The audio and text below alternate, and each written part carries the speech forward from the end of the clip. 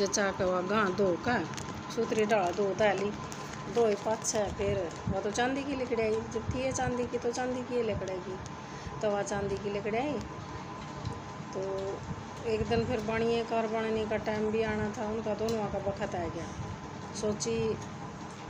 तुमने तो दान पुण्य भी कौन करा बनने ने तो पता था वह पाछे आगे तो कर दिया करती दान श्यामी तो वो करण को नहीं देवा था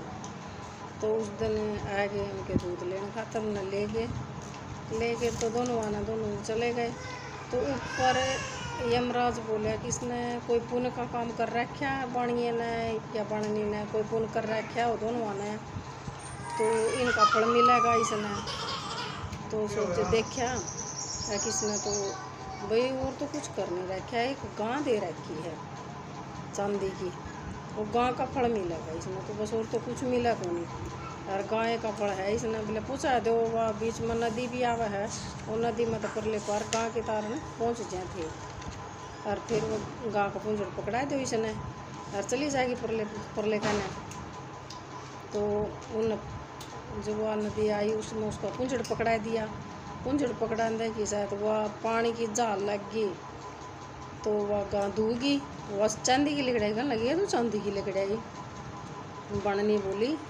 आप बोले मैंने चांदी की ये दी थी घर में लपेट कर ना ओ तेरे की कर दिया था ना तो सत्यानाश मेरे तो घर का नाश कर दिया था ना तने बामण तर चांदी की गां दे दी पहले उसने तो दोनों हाथ छोड़ कर मारे माथे में हाथ मर्दे के साथ दोनों हाथ छूट गए वो तो उसमें नदी में डूब गया जून सी नदी में कौन न जाना पड़ा है और नदी में डूबने के बाद बाणनी तो लिकड़ गई परले पार बाणिया डूब गया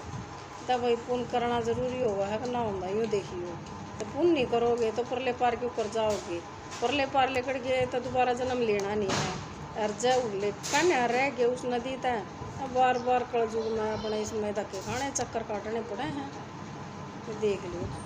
ठीक है भाई।